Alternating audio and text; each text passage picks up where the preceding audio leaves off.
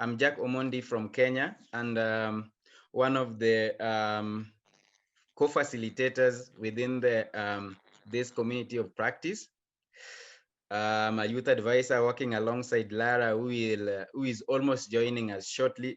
She's so much conversant with this French language, but we are happy today to launch this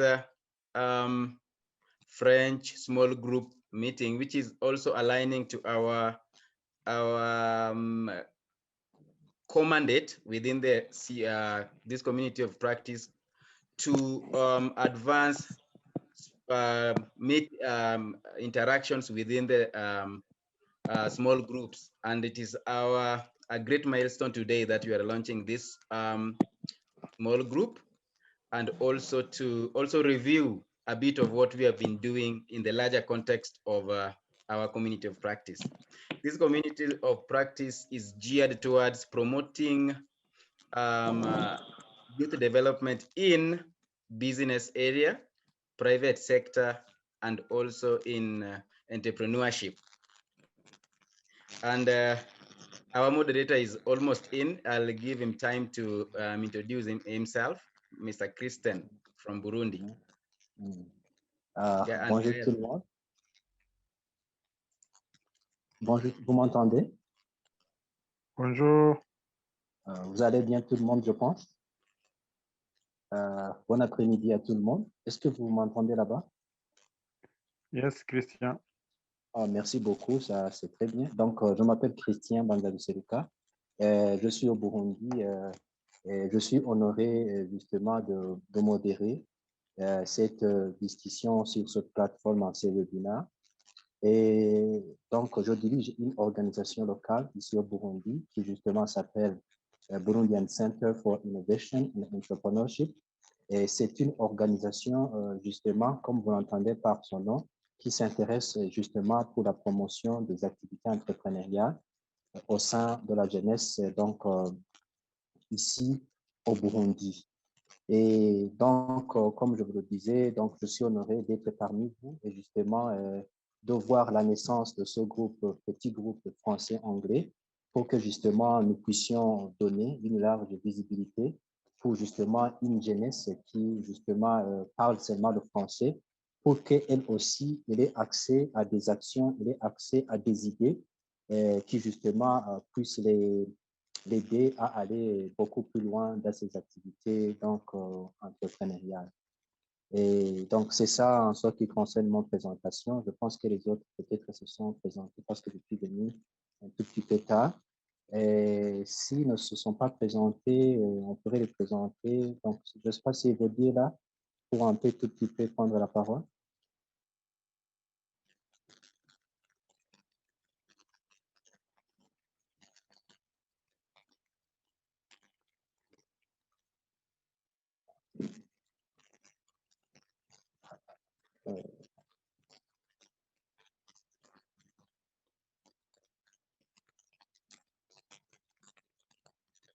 Allô?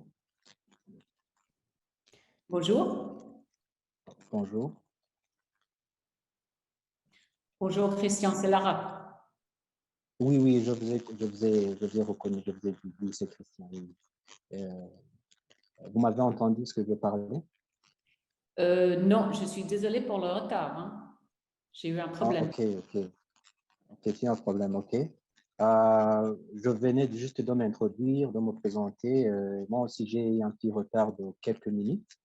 Je vais donner la parole justement pour introduire justement donc, cette réunion, pour donner une introduction, un aperçu de Youth Power to Learning and Evaluation, et aussi annoncer le lancement de ce petit groupe français un petit peu, et puis après, on va aller dans la suite. D'accord. Ouais. Donc, est-ce que je dois, vous voulez que je fasse la présentation? Oui, oui, tu vas faire la présentation des panélistes et aussi présenter un tout petit peu donc, le lancement de ce petit groupe français, ce qui va, ça va continuer, comment est-ce qu'on va continuer avec ce petit groupe. Donc, je change déjà, et puis je vais continuer avec le reste. D'accord. Donc, je dis bonjour. On m'écoute là, ça marche? Bonjour. Oui, je t'entends bien. De mon Alors, côté. bonjour tout le monde. Super content d'être là. Merci Christian. Christian, c'est notre organisateur, disons. Alors, en fait, cette réunion est la première réunion d'un groupe francophone qui fait partie d'une communauté de pratiques. Et c'est quoi l'objectif? Notre objectif est d'améliorer le travail des programmes de bailleurs de fonds, de l'appui aux jeunes, surtout en ce qui concerne l'entrepreneuriat et l'emploi des jeunes. Il y a beaucoup de programmes dans le monde, on a tous vu des programmes avec beaucoup de ressources, mais parfois on ne comprend pas les résultats de ces programmes. Et donc on commence à se poser la question, est-ce que les jeunes entrepreneurs, ils ont vraiment besoin de formation? Ou est-ce qu'ils ont besoin de financement? Ou est-ce que, comme Christian va nous expliquer, c'est peut-être une question de mentalité, épargne, avoir un plan stratégique, c'est-à-dire tout le monde a son opinion. Nous sommes ici aujourd'hui avec des interlocuteurs avec beaucoup d'expérience dans ce domaine pour débattre un petit peu. Ce que je vous encourage aujourd'hui, c'est de lever la main, c'est de faire des commentaires et de s'adresser à l'autre et de ne pas uniquement présenter son expérience, mais de questionner l'expérience de l'autre. On est là pour ça. Pourquoi? Parce qu'on pense qu'à la fin de la journée, on va arriver à quelque chose, à une vision qui est partagée. Et nous aimerions que ce groupe ne soit pas la seule réunion du groupe francophone sur ce sujet, mais que ça continue.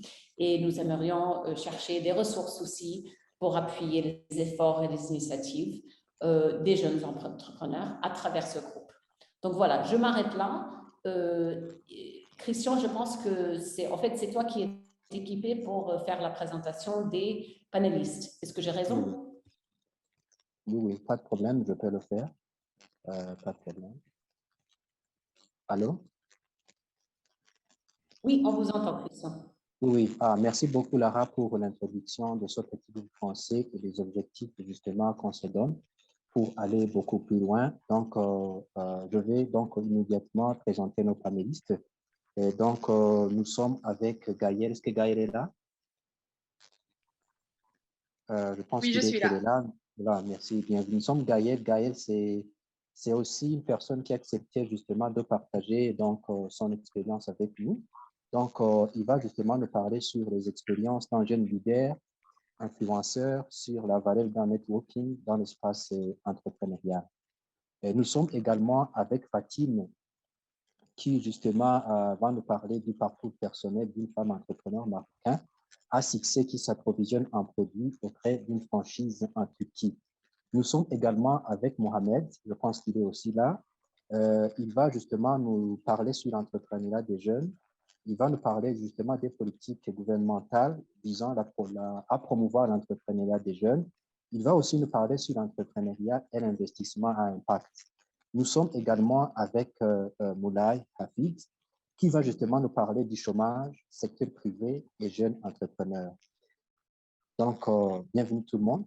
Je pense que vous êtes là et je pense que justement, vous allez nous parler de votre expérience. Peut-être que j'ai oublié certaines de vos fonctions, ce que vous faites exactement. Mais en parlant, lorsque vous allez prendre la parole, vous allez exactement nous dire un tout petit peu ce que vous faites et le pays dans lequel vous êtes. Et nous allons commencer par Gaël, qui justement va essayer de se présenter un tout petit peu et partir exactement avec ce qu'elle va nous dire aujourd'hui. Donc, Gaël, vous êtes le bienvenu. Vous avez 5 minutes pour nous parler. Merci. Bienvenue. Merci Christian et merci Lara. Et bonjour tout le monde, bon après-midi.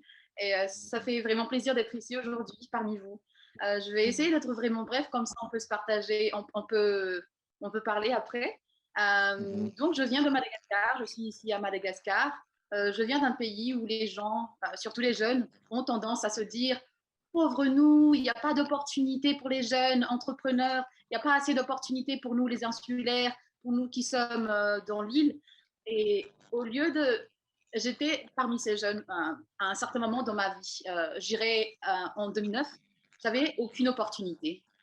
Et après, quelques années plus tard, j'ai réalisé en fait qu'au lieu de me morfondre sur mon sort et de se dire, il n'y a pas d'opportunité, on est isolé à Madagascar, je suis moi-même allée chercher les opportunités. Comment est-ce que j'ai fait? J'ai commencé à envoyer beaucoup de candidatures pour participer à des échanges internationaux comme le Fulbright, Humphrey, je ne sais pas si vous connaissez, mais ici, ce sont des programmes qui sont vraiment connus pour les jeunes qui veulent aller aux États-Unis pour étudier. Alors, voilà, je me suis dit que si une porte se ferme, il y en aura d'autres qui s'ouvriront. Et c'est dans cette optique-là, en fait, que j'ai appris à changer. Et j'ai participé à pas mal de camps, à pas mal de camps et à pas mal de programmes d'échange. Et c'est là, en fait, que j'ai réalisé que c'est vraiment en participant, enfin, c'est une opportunité pour nous, les jeunes, de nous instruire déjà et aussi d'apprendre des autres. Et j'adore ce que Lara a dit tout à l'heure, parce que pour moi, c'est vraiment la richesse de ce genre de ce genre de réseau. C'est pas justement l'histoire, mais c'est vraiment notre histoire à nous. C'est à force de se partager les choses qu'on apprend. Et moi, j'apprends beaucoup de ces échanges-là, non seulement de ces échanges, mais aussi de mes erreurs. J'ai créé un organisme à Madagascar en 2015. La raison pour laquelle j'ai créé cet organisme, c'est parce que j'ai vécu, je fais partie des jeunes qui n'avaient aucune opportunité à Madagascar. Et comme je viens de vous le dire, c'est moi-même qui ai créé cette opportunité. Comment? J'ai créé cette plateforme pour donner l'opportunité aux jeunes malgaches à faire du volontariat à Madagascar, dans les 22 régions de Madagascar. Et en créant cette opportunité, en fait, j'ai pas réalisé, mais en créant cette opportunité, j'ai non seulement aidé les jeunes à s'épanouir, mais moi-même, en tant que jeune, en tant que créatrice de l'initiative, je me suis épanouie. Et en fait, je crois qu'en tant qu'entrepreneur, en tant que jeune, justement, c'est important pour nous de non seulement nous épanouir en tant que personne, en tant que dans notre carrière, mais surtout en tant que personne. Est-ce que tu es épanoui en tant que personne? Et pour moi, ces genres d'opportunités m'ont aidé à faire ça. Comme je vous l'ai dit, je vais essayer d'être brève, comme ça vous pouvez demander des questions plus tard, ultérieurement. Oui, pas de problème. Tu as terminé, nous allons poser des questions plus tard. J'aimerais savoir, parce que vous avez encore quelques 2 ou 3 minutes. Si, allô? Gaël? Vous êtes là? Allô, Gaël? Oui, je suis là. Oui, oui. Alors, vous venez de dire que vous avez créé un organisme. Oui, vous venez de dire que vous avez créé un organisme qui, justement, donne l'opportunité aux jeunes de faire du volontariat. Est-ce que vous pouvez nous dire ça un tout petit peu pendant justement 1 ou 2 minutes? Parce que le volontariat aussi, c'est quelque chose de très important, car le volontariat, c'est quelque chose qui mène au travail de sang. Quand vous faites du volontariat, c'est très facile d'avoir de l'emploi, car vous avez eu de l'expérience quelque part. Vous pouvez nous dire un tout petit peu par rapport à ça, justement, pendant 1 minute? Oui, merci de votre question. Donc, tout a commencé en 2009. J'ai participé à un camp de programme organisé par 2 Américains. À l'époque, j'avais aucune envie de rester à Madagascar. Je voulais vraiment sortir du pays parce que je me suis dit qu'il n'y a pas de futur, il n'y a pas d'avenir à Madagascar. Mais alors là, j'ai participé à ce camp et j'ai réalisé qu'en fait, j'avais quelque chose en moi que je pouvais donner aux autres. J'avais quelque chose de merveilleux, j'avais quelque chose, des talents, j'avais des capacités que je pouvais offrir aux autres et donner. Et alors, j'ai commencé, c'est en 2009 que j'ai commencé à faire du bénévolat et du volontariat, justement pour aider les autres, mais aussi pour apprendre des autres. Et à partir de ce moment-là, j'ai plus arrêté. Je me suis dit, je suis allée en fait, je suis orpheline et j'ai participé. La première activité auquel j'ai participé, c'était dans un orphelinat. Et j'ai réalisé qu'en fait, avec le peu de choses que je savais, je pouvais changer la vie, je ne veux pas dire la vie des autres, mais je pouvais vraiment apporter un changement énorme dans la vie de quelqu'un d'autre. Alors, c'est à partir de ce moment-là que je me suis dit, je vais faire du volontariat. Et après, je dirais peut-être 6 ans après, j'ai butiné un peu comme des abeilles, j'ai fait un peu du volontariat ici, j'ai fait du bénévolat par là. Mais en gros, l'expérience en tant que volontaire plus de 10 ans m'a appris que c'est en donnant en fait que tu reçois quelque chose. Et c'est après ça que j'ai décidé de créer la plateforme One Way for Change. En fait, l'idée, c'est de vraiment connecter les jeunes malgaches avec des opportunités de volontariat dans différents secteurs, l'éducation, l'art, l'environnement, changement climatique et tout ça. Parce que d'habitude, ici à Madagascar, il y a beaucoup d'activités qui se font. Mais la plupart du temps, ce sont les étrangers qui viennent des pays de l'Ouest qui le font. Et je me suis dit, pourquoi est-ce qu'on ne ferait pas ça à Madagascar, des activités faites par les Malgaches? Et c'est ça un peu l'idée. OK. Donc, merci beaucoup. Donc, je crois que votre témoignage est très, très intéressant parce que vous avez eu du courage. Vous avez eu du courage, vous vous êtes dit vous-même que c'est possible, l'avenir est possible. Donc, l'important, c'est d'avoir la foi, c'est de se dire que, c'est d'avoir la foi et de se dire que demain est meilleur qu'aujourd'hui. Donc, c'est un exemple vraiment à suivre, que tous ceux qui nous suivent un peu partout dans le monde vraiment puissent s'inspirer de toi et croire que demain est bon. Donc, nous sommes également avec Fatine, Fatine est là.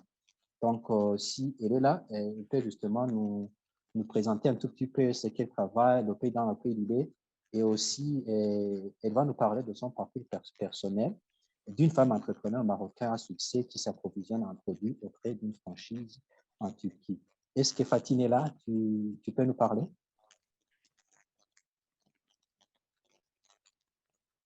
Allô? Allô? Tu sais quoi? Je ne vois pas Fatine, mais je vois Mohamed. Bienvenue, Mohamed. Ah, bon. C'est à toi de voir, mais peut-être on change l'ordre des speakers. OK, merci. Mohamed est là?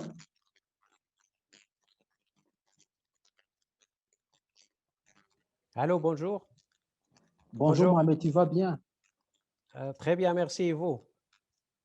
OK, oui, Bien, je je suis vais très content bien de... aussi. Donc, Vous m'entendez très bien? OK. Oui, je vous entends très bien. Oui, très, très bien. Donc, vous pouvez justement automatiquement et directement vous présenter dans le pays dans lequel vous êtes, dans votre fonction, et puis nous parler de l'entrepreneuriat des jeunes, des politiques gouvernementales à promouvoir dans votre pays et aussi l'investissement à impact.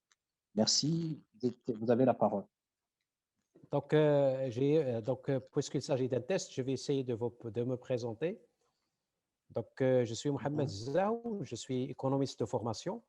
Donc, bientôt, je vais soutenir mon doctorat d'État en sciences économiques. Donc, fin juillet, Inch'Allah. Bien, donc, je suis aussi lauréat de l'Institut supérieur d'administration. C'est l'école qui forme les hauts cadres de l'État. Donc, et j'ai fait un parcours dans le domaine de la formation professionnelle en tant que professeur, en tant que responsable, mais aussi en tant que conseiller du ministre de l'Emploi chargé de la formation professionnelle de l'emploi.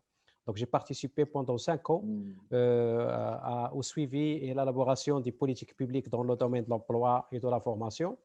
J'ai participé aussi en tant qu'expert auprès du ministre de l'Emploi dans les négociations avec les bailleurs de fonds et la coopération internationale. D'ailleurs, c'était l'occasion de voir Madame Lara là-bas, donc dans le cadre d'un projet.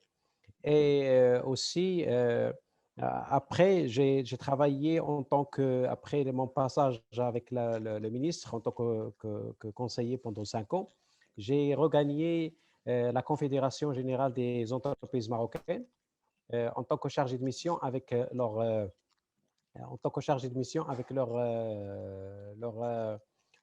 groupe parlementaire. Donc, j'ai travaillé avec eux pendant une année en tant que chargé de mission, donc chargé des politiques sociales auprès de la Confédération générale des entrepreneurs marocains, c'est la CGM. Voilà, donc, l'abréviation, c'est la CGM. Donc, après, j'ai regagné l'Office de la formation professionnelle et j'étais chargé de la relation avec les entreprises. Donc, je faisais là tout ce qui est formation continue aux salariés. Au Maroc aussi, l'État rembourse les formations continues au profit des salariés qui sont financées par les entreprises. Donc, on fait le remboursement. Donc, j'ai été chargé de remboursement des entreprises qui font la formation au profit de leurs salariés au niveau de la région de la capitale. Au niveau de Rabat Kénitra, c'est la capitale, c'est la zone industrielle la plus connue au Maroc, donc l'offshore, la zone industrielle. Donc là où il est installé le PSA, le Peugeot Citroën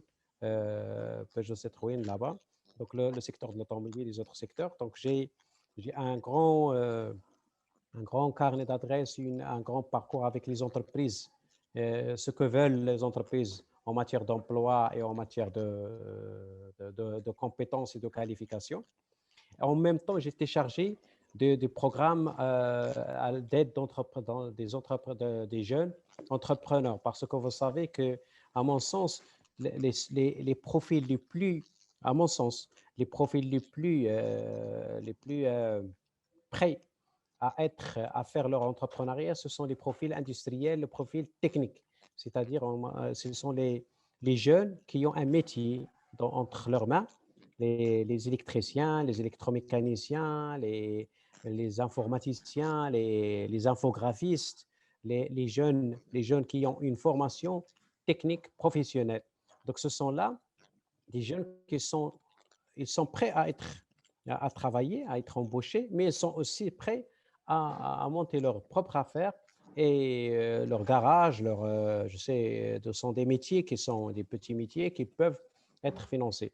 Donc, c'est pourquoi j'étais responsable aussi de l'entrepreneuriat. J'avais une collègue, une collaboratrice qui était chargée de ce dossier. Donc, on fait le suivi, l'accompagnement des jeunes qui sont lauréats de la formation professionnelle ou bien en deuxième année de la formation professionnelle, pour l'accompagner, pour faire l'entrepreneuriat, deux, l'accompagnement pour le montage de leur projet et troisièmement, le financement auprès des institutions publiques. Donc, grosso modo, j'ai fait un grand parcours dans ce domaine-là. Maintenant, en parallèle, je travaille en tant que consultant indépendant avec plusieurs entreprises, soit dans le domaine des études et des rapports, et aussi dans le domaine surtout d'accompagnement, de consultation en matière RH, puisque j'ai un grand background en matière de code du travail, des problématiques de recrutement aussi. Donc, je suis un conseiller en matière de recrutement. Donc, j'ai eu toute une vision globale sur ce que demande le marché du travail national. J'ai une vision aussi sur ce que demande l'entreprise. J'ai aussi une vision sur les compétences qui sont au niveau national. Je travaille aussi sur l'orientation en matière professionnelle, l'orientation des jeunes, parce que parmi les problématiques dont souffrent les jeunes, notre jeunesse, c'est l'orientation. Donc, c'est un grand problème, c'est un entrave, un sérieux entrave pour l'emploi et pour l'intégration des jeunes dans le marché du travail. Grosso modo, ce sont quelques points de... Je suis chroniqueur aussi. J'écris un petit peu dans des problématiques nationales. Donc, j'essaie de... J'avais la période où j'ai beaucoup écrit, c'est la période de Corona. Donc, nous étions confinés. Donc, c'est la période de production intellectuelle. Donc, j'ai essayé de faire j'écris en arabe et en français. Donc, dans un journal économiste au niveau national, c'est l'Eco-Actu. Donc, si vous avez des questions, n'hésitez pas à me poser, messieurs, mesdames. Merci. Ok, merci beaucoup, Mohamed, pour votre intervention. Est-ce que vous pouvez nous parler dans une seule minute certaines des politiques gouvernementales visant à promouvoir l'entrepreneuriat dans votre pays? Quelles sont les politiques? Vous pouvez nous parler ça pendant justement une seule minute pour justement savoir les politiques vous entends mal, savoir si on peut se confiner par rapport à ça. Est-ce que vous pouvez vous nous dire, vous pouvez nous dire en ce qui concerne les politiques gouvernementales visant à promouvoir l'entrepreneuriat dans votre pays? Est-ce que c'est comment on aimerait en savoir? Est-ce que vous avez une minute justement pour donner la parole aux autres? Merci.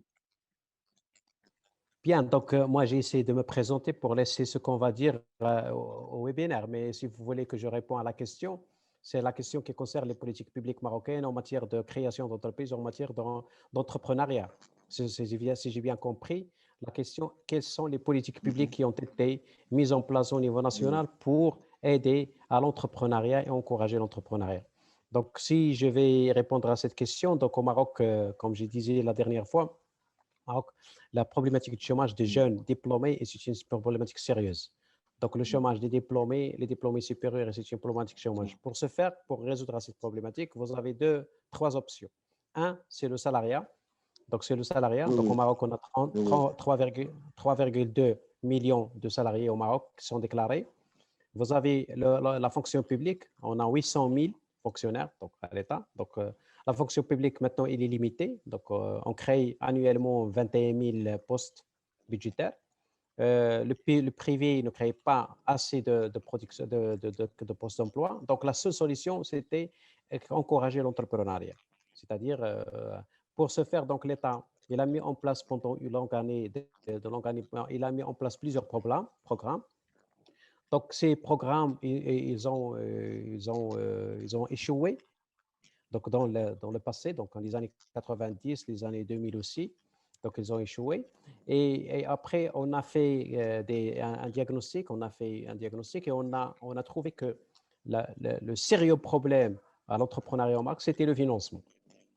Donc, c'était le sérieux problème, c'était le financement. Donc, pour ce faire, donc, la haute autorité publique, c'est-à-dire Sa Majesté le Roi, il est intervenu en personne pour donner l'ordre aux banques pour accompagner les jeunes dans la création d'emplois et les aider au financement avec une garantie étatique. Donc, pour votre information, ce programme a été initié le février 2020. En février 2020. En février 2020, il y avait une convention qui a été signée entre la Banque centrale, le secteur bancaire marocain, toutes les banques marocaines, le groupement des banques, avec l'État. Donc, ils ont signé une convention. Quels sont quels sont les principaux points de cette convention? Un, c'est qu'encourager l'entrepreneuriat, c'est-à-dire donner des crédits aux jeunes à un taux de 2%. C'est un taux qui est imbattable, donc 2%. Si le projet il est dans le milieu urbain, si il est dans le milieu rural, c'est 1,75%. Deuxièmement, c'est un crédit qui est garanti par l'État. Troisièmement, l'État va assurer l'accompagnement à travers, avec une convention entre le ministère de l'Intérieur et les régions et l'Office de la formation professionnelle, d'assurer un accompagnement gratuit aux jeunes. Troisièmement, il y avait la fixation des objectifs annuels. C'est-à-dire que ce programme, ce ne sont pas des conventions, c'est des conventions pour faire des conventions, mais Sa Majesté elle a demandé à avoir un tableau de bord, je peux dire même journalier, de quels sont quels sont les crédits qui ont été donnés ou alloués aux jeunes jeunes entrepreneurs. Donc, en même temps, on a fait appel aux cabinets d'expertise, des experts comptables, des cabinets de comptables, etc.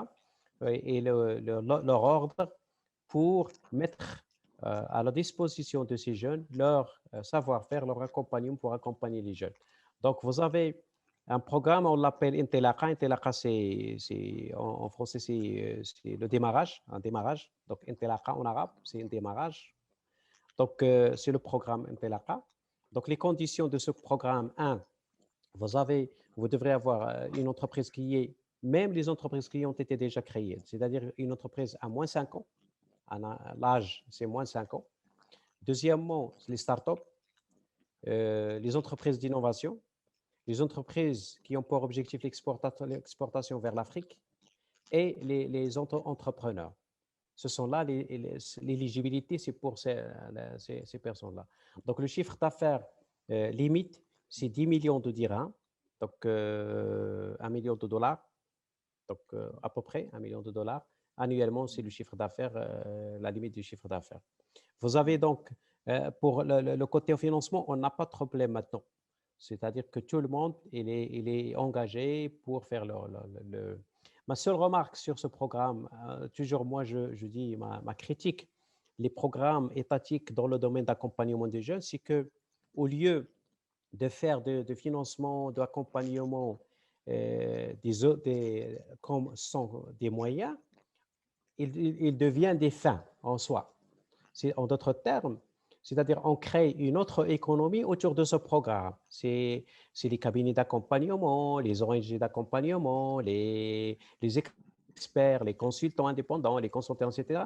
Et on se trouve devant un marché qui est un marché, et on oublie le principal, l'objectif principal, c'est celui de créer des entreprises. Donc, et tout le monde se trouve dans, on crée un marché parallèle d'accompagnement, de suivi, d'accompagnement post-récréation. Et ce programme-là, au lieu de faire nourrir les nouveaux entrepreneurs et l'entrepreneuriat, on fait nourrir les experts qui existent déjà, les associations, les ONG, etc. Donc, et du coup, on se trouve devant un financement qui est devenu un fin en soi, ce n'est pas un moyen, et un accompagnement qui est devenu fin en soi.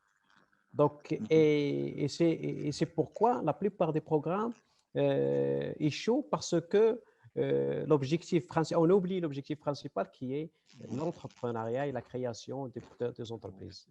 J'espère que j'ai bien répondu à votre question. Oui, oui, oui. Merci beaucoup, Mohamed. Vous avez vraiment très bien exposé votre sujet. Donc, vous avez parlé de quelque chose de très important, donc l'OCDE financement. L'OCDE, problème que vous avez au Maroc, c'était donc le financement, et en outre, beaucoup plus obstacles que vous venez de parler, qui est très important, c'est que les gens oublient l'objectif justement qui se sont donné au départ, donc qui est l'entrepreneuriat, ce qui fait que justement les programmes entrepreneuriaux échouent. Mais avant de continuer un tout petit peu, j'aimerais vous donner un petit peu un résumé d'un livre qui s'appelle La chèvre de ma mère, un livre qui a été écrit par Ricardo Kaniyama, un livre vraiment qui montre les vraies bases du développement économique que les jeunes Africains devraient adopter. En effet, le livre est basé sur le secret de la prospérité financière. Et ce secret de la prospérité financière n'est autre que l'épargne. Suite à des problèmes familiaux, où le père de Kaniyama décéda, la famille tomba dans la galère totale et la pauvreté intense. Tout le patrimoine familial se perd, et Kaniyama, sa maman et ses frères restèrent seulement avec une seule chèvre. Et à l'époque, une chèvre coûtait 50 $ américains au Congo. Kaniyama et ses frères demandaient à leur maman tous les jours de vendre la chèvre, mais la maman refusait. Tantôt même les enfants demandaient que la chèvre soit égorgée, mais la maman refusait toujours. Donc les enfants voulaient quand même manger la viande, parce qu'avant, les enfants étaient très riches lorsque leur papa était encore là. Alors la chèvre commença à se multiplier un tout petit peu et servait pour les besoins de la famille, justement pour payer les frais de scolarité, donc payer la nourriture, payer la maison et tout consort. Alors, quelques années plus tard, Ricardo décida d'aller à l'université pour la faculté de philosophie, soi-disant qu'il sera riche grâce à l'université. Après l'université, il ne touchait que 15 $ américains comme salaire par mois. Donc, il resta pauvre. Grâce à sa curiosité, où il s'est donné une décision de lire des livres qui parlent sur la gestion financière, il parvient à trouver un certain vérité qu'il commença à mettre en pratique. C'est ainsi alors qu'il commença à épargner. Il épargna jusqu'à atteindre un niveau de 50 $ américains. Du coup, il se rappela que la chèvre de sa maman avait une valeur aussi de 50 $. Donc, il se refusa lui aussi de bouffer les 50 $ américains qu'il avait épargnés. Et continua à épargner un tout petit peu jusqu'à avoir 100 $ américains. Donc, 100 $ américains à ce moment-là équivalait à 2 chèvres, parce qu'un chèvre coûtait justement 50 $. Donc, il se dit, ça, ce sont les 100 $ que j'ai, c'est équivalent aux 2 chèvres de ma maman. Comme ma maman a refusé de consommer les chèvres, moi aussi, je me refuse de consommer les 100 $ épargnés. Arrivé à un niveau de 3 500 $, il ouvra une boutique de produits alimentaires où il travaille avec sa femme. Donc, c'est à partir de cette boutique, c'est à partir de la tradition d'épargne, c'est à partir de la bonne gestion financière qu'il prospéra jusqu'à devenir millionnaire.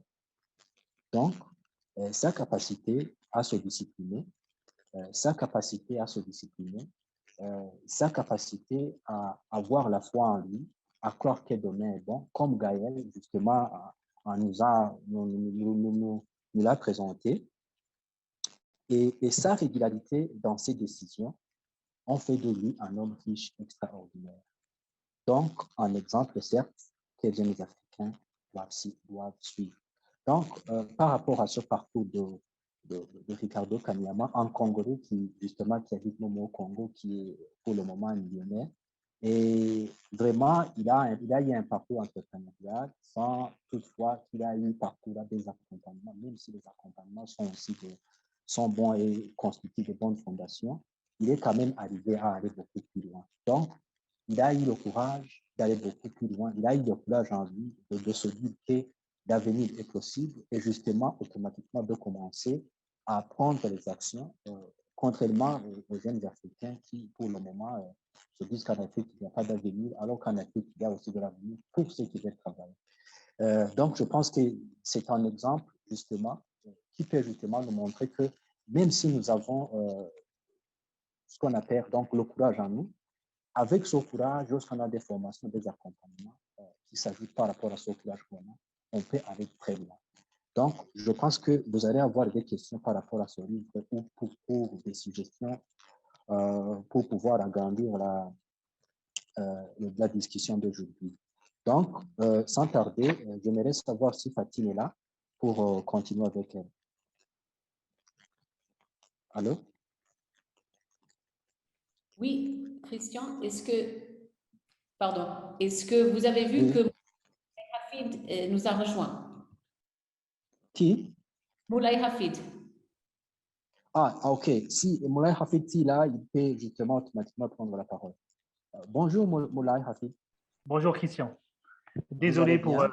oui, très bien, très bien. Désolé pour ces décalages horaires. Voilà, donc, voilà, merci beaucoup. C'est très gentil. Alors, je vous laisse la parole, juste pour vous poser la question. Oui.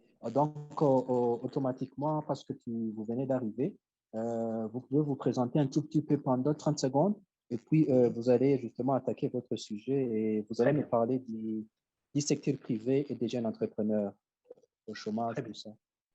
Très bien. Alors voilà, donc je me présente, Moulafid, je suis consultant, coach, formateur auprès des programmes internationaux. Je collabore avec l'USAID, j'ai collaboré avec l'USAID, je collabore avec la GIZ et Inabel, la coopération belge, autour de deux sujets principaux qui sont l'entrepreneuriat et l'employabilité.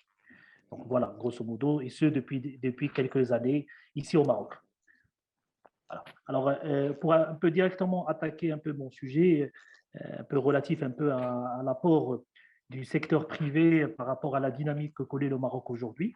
Et là, en continuité de ce qu'a dit mon collègue Mohamed par rapport au programme de l'État, ce que je voudrais un peu préciser, c'est qu'aujourd'hui, le gouvernement marocain, il a mis en place des institutions qui œuvrent vers l'encouragement de l'entrepreneuriat.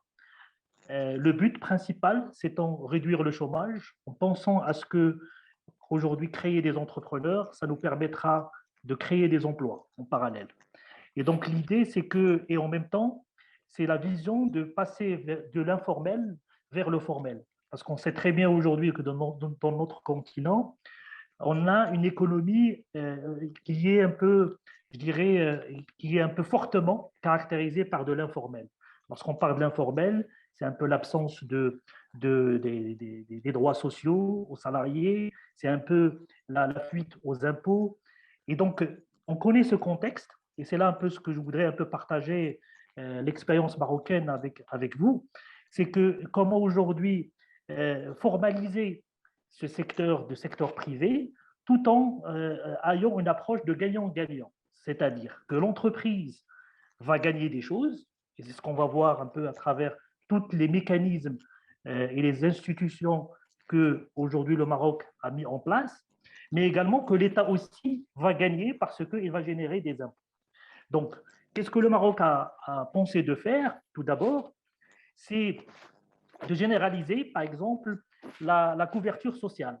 Cette génération, d'ailleurs, la crise du Covid, il nous a permis un peu de dégager sur le plan emploi quels sont vraiment les secteurs les plus employeurs. Et là, on découvre que, par exemple, le secteur de la restauration-café, c'est et le secteur de l'artisanat, c'est un des secteurs qui emploie le plus.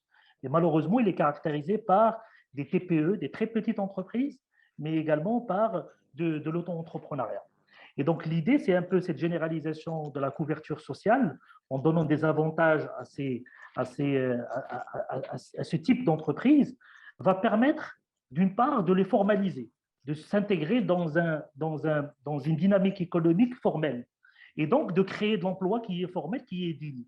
Et ça, c'est quelque chose qui est très important. Justement, on a appuyé ça, ce qu'a dit mon collègue Mohamed tout à l'heure, par le programme Intelaqa. C'est-à-dire qu'aujourd'hui, un menuisier qui était là, qui a de l'expérience, qui a assez d'expérience, qui emploie avec lui 3 personnes, aujourd'hui, il peut développer son unité de production en bénéficiant de ces crédits qui sont à des taux réduits et avec une garantie de l'État. Parce qu'on sait très bien qu'aujourd'hui, lorsqu'on demande un crédit, il y a toujours la banque qui est présente et qui demande des garanties. Donc, la garantie aujourd'hui offerte par l'État étant la Caisse centrale de garantie qui garantit ces crédits-là. Sont garanties personnelles. Donc, c'est l'État qui garantit à hauteur de 90% du montant. Et ça, c'est quelque chose qui est très bénéfique et avec un taux d'intérêt de 2%. Imaginez ce taux d'intérêt qui n'a jamais existé dans le secteur bancaire. Et ça, c'est un effort justement de la Banque centrale marocaine avec le groupement des banques marocaines, qu'ils ont pu un peu pour encourager justement l'investissement. Et ceci, c'est grâce un peu en fait à faire passer des gens qui étaient dans l'informel à faire grandir leur projet parce qu'ils ont l'expérience, mais ils ne savent pas le développement. Mais ils savent pas le développement. Donc, sur le plan financier, a été résolu. Maintenant, reste le deuxième plan qui est très important, qui est le plan d'accompagnement. Parce qu'il ne suffit pas de donner de l'argent, mais aussi bien c'est d'accompagner. Et c'est là où il y a de nouvelles structures, justement, qui œuvrent pour l'accompagnement de ces entreprises, de ces structures. Et donc, pour un peu cartographier je dirais, le nouveau secteur privé aujourd'hui qui commence à apparaître, on va trouver des gens qui étaient dans l'informel, qui avaient de l'expérience, qui passent au formel.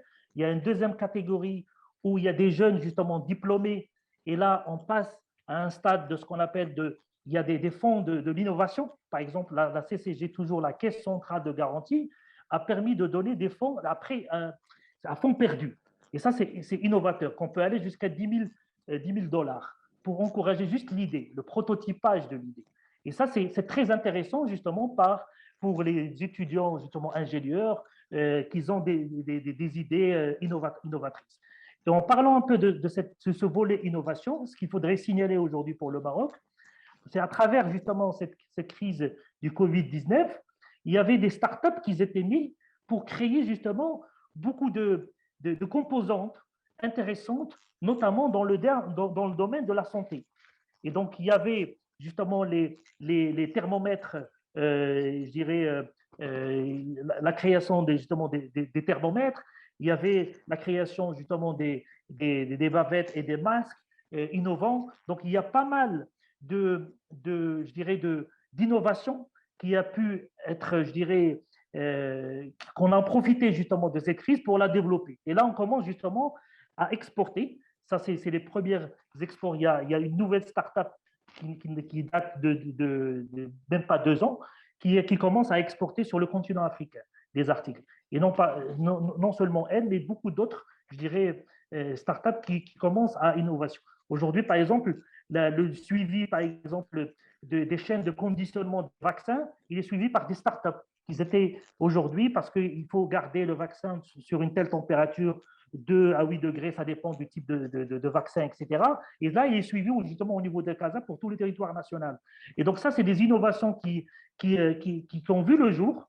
Et justement, le Maroc, il a pris une initiative, c'est de marocainiser le maximum possible pour empêcher les importations. Donc ça, c'est un peu le ministère de l'Industrie qui a fait ce plan, justement, de Made in Morocco. Donc le Made in Morocco, c'est quelque chose qui est un peu innovateur, c'est de faire le maximum de production en interne, au lieu d'importer. il y a les lits aujourd'hui médicaux, il y a les respirateurs, il y a beaucoup d'innovations justement et d'entreprises qui ont vu le jour. Ça, c'est une deuxième catégorie aujourd'hui de secteur privé qui a vu un peu le jour et qui a pu créer de l'emploi et de l'emploi innovant, c'est-à-dire des ingénieurs, un certain niveau de qualification. Et puis, il y a par rapport à une troisième catégorie qui sont un peu la catégorie des non-diplômés et qui n'ont pas de chance d'intégrer de l'emploi. Alors, pour encourager justement en matière d'entrepreneuriat, on a pensé à des activités génératrices de revenus. Là, c'est un modèle autre, c'est l'initiative nationale de développement humain, qui est un département qui est le ministère de l'Intérieur, qui a créé en fait de ce qu'on appelle des espaces jeunes au niveau de toutes les provinces, d'accord, du Maroc. Et chaque province aujourd'hui, il y a ce qu'on appelle la plateforme des jeunes. Cette plateforme aujourd'hui, elle est dédiée dans sa gestion à travers des associations locales. Et ces associations, ils font appel à des experts pour un accompagnement en pré- et en post-création, avec un financement qui peut aller jusqu'à les 10 000 dollars. Et donc ça, c'est quelque chose, justement, ce type d'accompagnement, il est nécessaire par rapport à ce type de public. Comme ça, l'entrepreneuriat, on la voit de plus en plus dans le rural, à travers ce modèle INDH, d'accord, et cette plateforme des jeunes et à travers ces associations. Donc, c'est un peu, lorsqu'on va parler un peu de secteur privé en matière d'emploi et d'évolution de l'économie du pays, voilà, donc j'ai discuté sur ces trois, je dirais, volets qui sont aujourd'hui très importants et qui ont un peu donné une très grande valeur ajoutée pour l'économie marocaine et qui vont donner encore plus une très grande valeur ajoutée pour tout le continent. Voilà. Donc, je m'arrête à ce niveau-là et voilà, je vous cède la parole si vous avez des questions. Merci beaucoup. Alors, merci beaucoup, Moulay. C'est très instructif ce que vous venez de dire. Et je vois vraiment que le Maroc avance très rapidement en matière de développement de l'entrepreneuriat, où justement vous avez parlé des fonds d'accompagnement. Donc, l'accompagnement est quelque chose de très important en entrepreneuriat. Un entrepreneur accompagné, c'est un entrepreneur qui est vraiment voué au succès. Aussi, vous avez parlé des taux d'intérêt qui sont vraiment très réduits à 2%, ce qui est très encourageant. Donc, en taux d'intérêt de 2%, monter à 2%, c'est vraiment ce qui est très important. Et aussi, le fait de pousser les entrepreneurs à quitter l'informel vers le formel. Ça aussi, c'est vraiment très important. Je pense qu'on peut, donc vous imiter par rapport à ce que vous faites et aussi que ça puisse être des cas au niveau de nos pays africains, là où nous sommes. Alors, je vois qu'il nous reste encore 4 minutes. J'aimerais savoir s'il y a des questions et Vaudi peut répondre et les passer automatiquement à Lara, justement, pour les présenter aux panélistes. Et puis après, on va finir. Oui. Je vois quelqu'un qui a lancé. Merci, Christian. J'ai vu avant, Monsieur Héritier avait levé sa main et en fait, donc on va voir s'il veut d'abord poser la première question.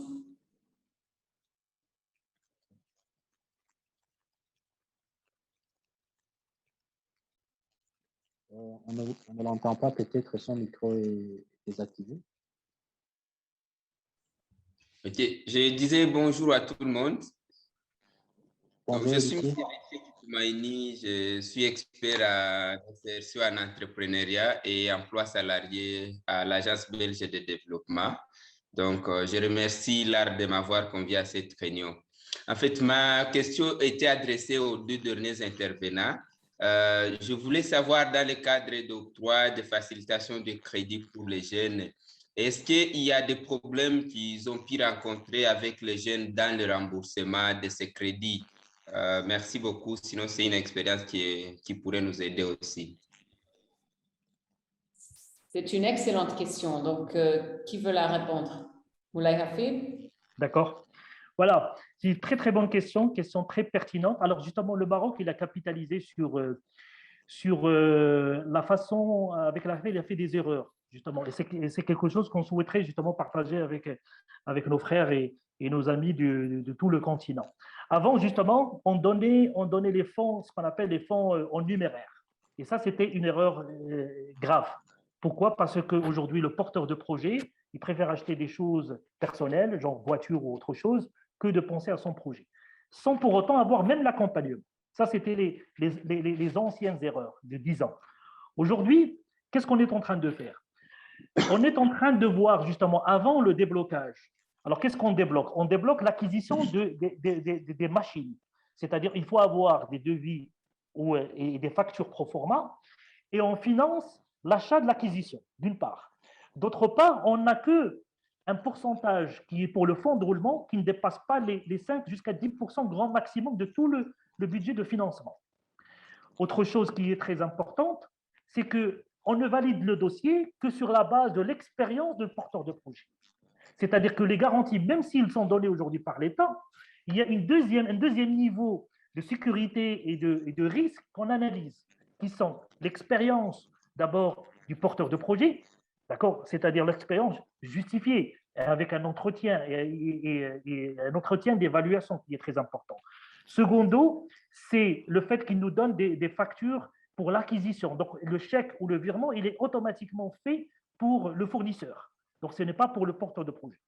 Et puis après, il y a le 3 qui est un peu l'argent liquide qu'il peut avoir pour son fonds de roulement, qui est bien sûr qui est donné au nom de l'entreprise, parce qu'en fin de compte, ce n'est pas le porteur de projet, parce qu'après, ce n'est pas de sa responsabilité, c'est le business. Ça peut marcher comme ça peut ne pas marcher, même avec tous les garanties nécessaires. Mais au moins, il y a ce qu'on appelle le nantissement. Pour les banquiers, ils font ce qu'on appelle le nantissement sur le matériel. Donc, en cas d'échec, parce qu'à date d'aujourd'hui, on n'a pas encore évalué l'échec. Pourquoi? Parce qu'on a donné 2 ans de différé. Et ça, c'est quelque chose de nouveau.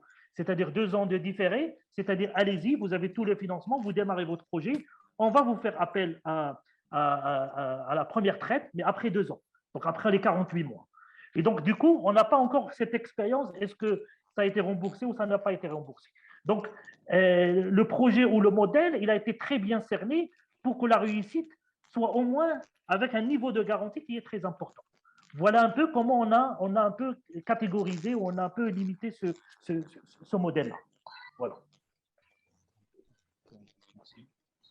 Merci. Mes amis, nous avons fini l'heure, mais je veux remercier tout le monde qui a été ici aujourd'hui. Je veux vous encourager de nous écrire directement parce que ça n'est que le début d'une discussion. Je suis en train, en même temps que j'écoute, d'envoyer des chats et de répondre aux questions parce qu'il y a des gens aujourd'hui qui ont dit « je ne comprends pas de quoi il s'agit » et c'est normal. Parce qu'en fait, on nous a demandé de gérer une communauté qui est gérée par la communauté. C'est-à-dire, cette communauté est pour vous. Si ça vous intéresse de voir des speakers sur des sujets que vous voulez connaître et inviter, on peut les atteindre, on peut les avoir. Si vous avez des expériences à partager, on peut les faire dans ce format-là ou aussi à travers le portail. Et en dernier, ce que j'ai confessé là à Malek, qui est à Marseille, c'est que, en fait, notre objectif, ça sera d'essayer de concevoir peut-être une expérience pilote de financement qui soit un peu différente. Donc, il y a ces programmes-là comme celui du Maroc et autres qui existent. Mais parfois, on sent qu'il n'y a pas suffisamment d'expérimentation avec le produit financier au niveau de l'entrepreneuriat. On pense au microcrédit les années antérieures. Il a fallu expérimenter un petit peu pour arriver à vraiment avoir ça dans le marché. Maintenant, on sait qu'on peut avoir les microcrédits. Donc, au niveau de l'entrepreneur, et même pas les petits et les jeunes, même au niveau des entrepreneurs, c'est-à-dire dans les pays développés, c'est encore beaucoup de travail pour faire des pitchs, pour avoir des investisseurs. Et je trouve que les formules ne sont pas encore tout à fait fluides, si vous voulez. Donc, c'est ça le rêve. Le rêve, c'est de construire ça ensemble et de ramener les acteurs nécessaires avec vous et faire des expériences pilotes avec vous. Donc, voilà. Merci beaucoup pour tous ceux qui ont été avec nous. Et on vous enverrait tout ce que vous voulez. Il y a des gens qui ont demandé l'écrit. Et on n'avait pas un écrit avant, mais maintenant, ça va se produire. Vous auriez la vidéo aussi. D'accord? Merci Moulay Hafid, merci Mohamed, merci Gaël et Christian, félicitations. Vous avez modéré une discussion qui est vraiment méritée. Merci beaucoup Lara de nous avoir invités. Merci Lara. Merci.